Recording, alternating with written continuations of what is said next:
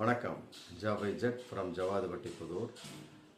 Power writer அப்படிங்கிற YouTube channel மூலமாக உங்களை மீண்டும் சந்திப்பு ரொம்ப மற்றற்ற மகிழ்ச்சி.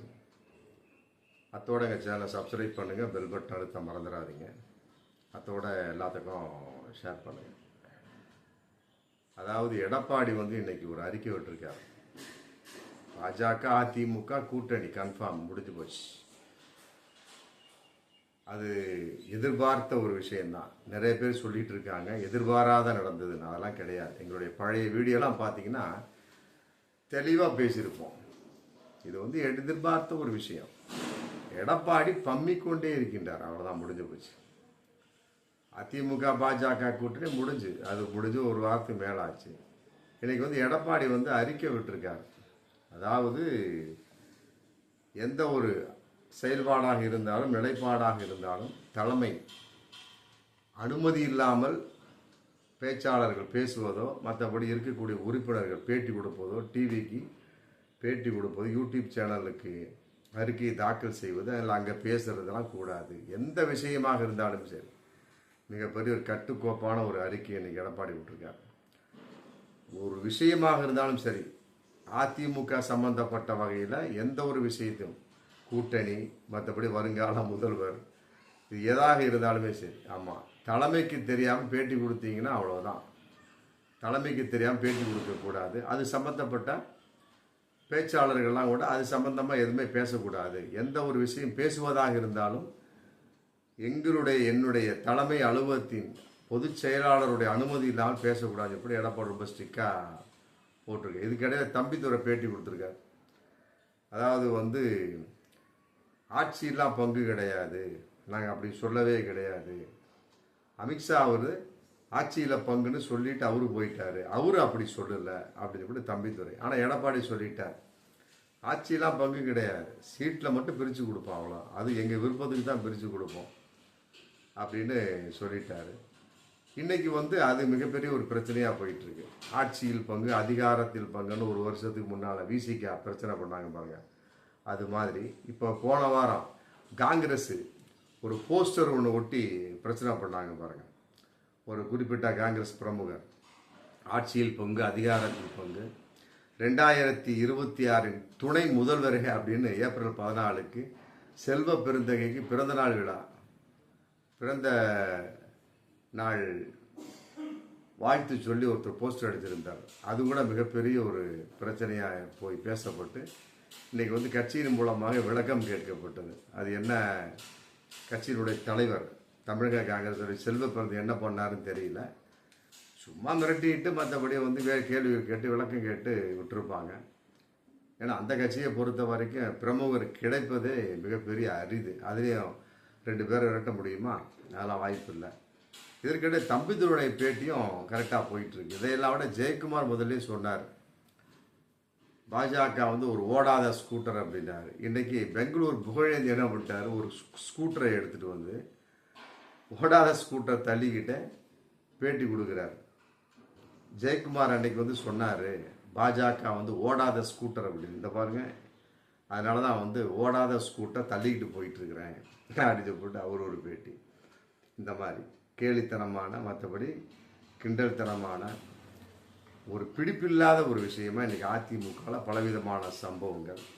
இதையெல்லாம் விட தம்பித்துறையுடைய பேட்டி ரொம்ப வித்தியாசமாக ஒரு சில வார்த்தை சொல்லியிருக்கார். வக்ஃபு வாரிய திருத்த சட்டத்துக்கு ஏற்ற மாதிரி நாங்கள் அந்த மசோதாவுக்கு ஆதரவாக, அந்த திமுக அரசுக்கு ஆதரவாக நாங்கள் வாக்களிச்சுங்கிற. Right, okay. 144 மனுக்கள் போடப்பட்டிருக்கு. திமுக போட்டிருக்கிறாங்க, காங்கிரஸ் போட்டிருக்காங்க, எல்லாமே போட்டிருக்காங்க. அதிமுக போட்டதா? சிறுபான்மை மக்களாக இருந்தால் நாங்கள் உடனே குரல் கொடுப்போம்னு சொன்னீங்க. மனு கொடுத்தீங்களா? வக்ஃபு வாரிய திருத்த சட்டத்தை உடைத்து எறிய வேண்டும், நொறுக்கி தூக்கி எறிய வேண்டும் கொடுத்தீங்களா? இல்லையே. இதெல்லாம் வாய் சவடால் தானே, புருடா தானே. இதெல்லாம் மக்கள் எந்த அளவுக்கு நம்ப போகிறார்கள் என்பது 2026 தெரியும். இதையெல்லாம் விட இன்னொரு கூத்து, அதாவது நெல்லை மாவட்டத்தில் புதிதாக தேர்ந்தெடுக்கப்பட்ட பாஜக நயினார் நாகேந்திரனை வருங்கால முதல்வரேனே போஸ்ட் அடிச்சிட்டாங்க. ஆமாம், அதான் பாஜக. எப்படிலாம் ஒரு அத்துமீறல், எப்படிலாம் ஒரு மிக ஒரு அகந்தையான வெளிப்பாடுவாங்க. இங்கே அதிமுகவுக்குள்ள எடப்பாடி சொல்லிக்கிட்டு இருக்கிறாரு, ஆமாம் ஆட்சியெல்லாம் பங்கு கிடையாது, சும்மா சீட்டை பிரித்து தருவோம், அது நாங்கள் கொடுக்குற சீட்டு தான் நீங்கள் வாங்கிக்க முடியும்னு அவர் சொல்லிகிட்டு இருக்கிறாரு. தம்பிதுரை ஒரு பக்கம் அதை ஜெயலலிதா அம்மையார் அன்னைக்கே சொன்னாங்க, ஏன்னா திமுக ஒழிப்பதற்காக பாஜகவோட கூட்டணி அமைக்க வேணும்னு சொன்னாங்க. அப்புறம் பிரச்சனையின் அடிப்படையில் விலகினாங்க. உடனே திமுகவை ஒட்டிக்கிச்சு. அதன் அடிப்படையில் எடப்பாடி இன்னைக்கு எடுத்திருக்காரு. எப்படிதான் இருந்தாலும் சரி, அமித்ஷா அப்படிலாம் சொல்லவே கிடையாது.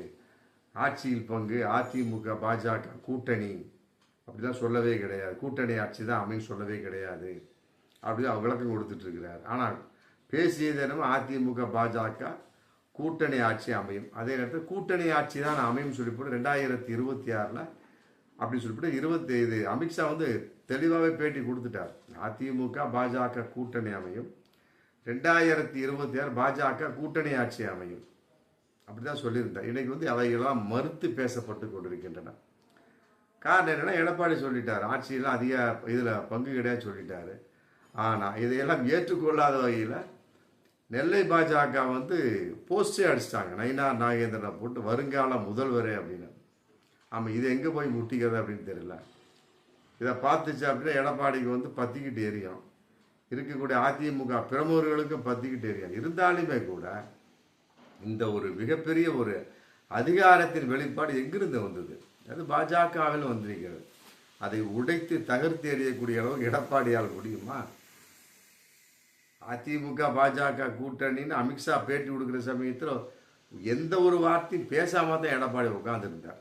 எந்த ஒரு வார்த்தையுமே பேசவே கிடையாது. ஆமாம், உடனே பேசுறதுக்கு வாய் எடுத்தாரா என்னன்னு தெரியல எடப்பாடி. உடனே முதுகை தட்டி உள்ளே கூட்டிகிட்டு போயிட்டார் அமித்ஷா. அந்த அளவுக்கு மௌனமான ஒரு புயலாக வந்தாரா இல்லை வெறும் காற்றாக வந்தாரான்னு தெரியல. வந்தார், அப்படியே போயிட்டார். அப்புறம் கையை தூக்குனாங்க, தூக்கி காமிச்சிட்டு அவர் பாட்டு போயிட்டார், முடிஞ்சு போச்சு. இன்றைக்கி பிரச்சனையாக போயிட்டு இருக்கிறது என்ன அப்படின்னா இதுதான்.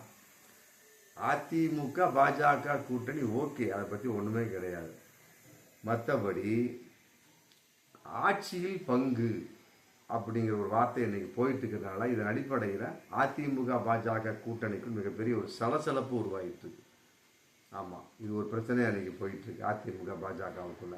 அதையெல்லாம் விட இன்னொரு விஷயம், வர 28/4/2025 இந்த இரட்டை இலை சம்பந்தப்பட்ட ஒரு இதுக்கு தேர்தல் ஆணையம் விளக்கம் கொடுப்பதற்காக மீண்டும் மனு தாக்கல் செய்யணும் என்பதற்காக புகழேந்தி மற்ற சோர்ஸு எல்லாத்துக்கும் இது அனுப்பிச்சிருக்கிறாங்க, லெட்டர் அனுப்பிச்சிருக்கிறாங்க, நோட்டீஸு.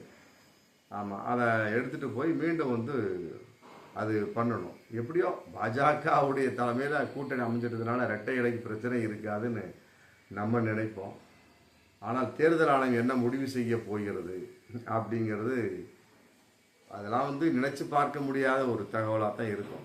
ஏன்னா தேர்தல் ஆணையமே அவர்கள் கையில், அமலாக்கத்துறை அவர்கள் கையில், மற்றபடி வருமான வரித்துறை அவர்கள் கையில் இருக்கிறப்ப ரெட்டையரை பற்றி பிரச்சனை இல்லை. பட் ஆட்சியில் பங்கு அப்படிங்கிறத இன்றைக்கி மிகப்பெரிய ஒரு பிரச்சனையாக அதிமுக பாஜக போயிட்டு இருக்குது. இதற்கு எடப்பாடி என்ன முடிவெடுக்க போகிறார்? மழையபடி அமித்ஷா எடப்பாடி மிரட்டி இந்த வாரப்பா பங்கு கொடுத்தே ஆகணும் அப்படின்னு மிரட்ட போகிறாரா? இல்லை கூட்டணிக்கு படிந்த மாதிரி எடப்பாடி படிந்து சென்று விட போகிறாரா? இல்லை அதற்கும் எதிர்த்து போராட போகிறார்களா? யாரையுமே கூட்டணிக்குள்ள சேர்க்க மாட்டேன்னு சொன்னார் பார்த்தீங்களா, ஓபிஎஸ் டிடிவி, அது மாதிரி சொல்ல போகிறாரா அப்படிங்கிறது வரும் காலங்களில் தெரியும். பார்ப்போம் மீண்டும் அடுத்த வீடியோ. நன்றி.